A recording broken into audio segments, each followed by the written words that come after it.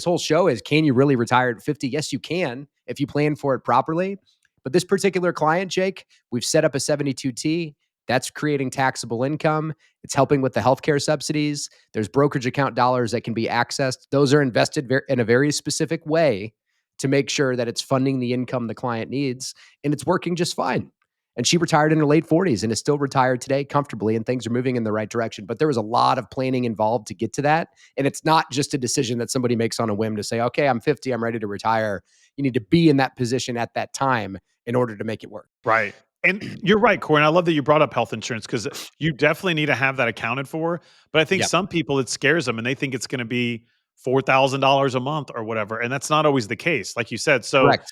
you just want to be mindful of that. You want to meet with a health insurance agent to get all that mapped out prior so you know what it's going to cost you. Then we can work that into your financial plan to basically project that out and see what that's going to cost you. So that's really good. So health insurance, like I said, is I'm glad you brought that up. That's a very Yep. important piece that you need to consider. So you got to make sure you've got enough money to retire at 50. You got to make sure you can access it. Then, of course, you want to take care of your health insurance. I want to talk a little bit about debt, Cory. How would you advise someone that's in their early 50s and they still have a mortgage, a car payment, student loans maybe, or credit cards? What do you talk about with debt, someone looking to retire at 50? Yeah, the reality is I think some of it depends upon the type of debt, right? If somebody has a low interest rate mortgage, that's a whole lot different than somebody having 50 grand on a revolving credit card that's charging 25% interest, right? There's a big difference there.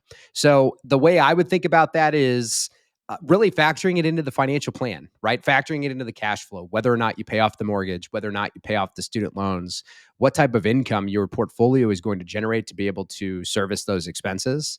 But it really does boil down to the numbers, right? There's the financial aspect of it. There, of course, is also an emotional impact. Like I get it, right? Somebody going into retirement without a mortgage is something that I think sounds appealing to a lot of people, but it doesn't always mean that you need to pay off your mortgage before you retire.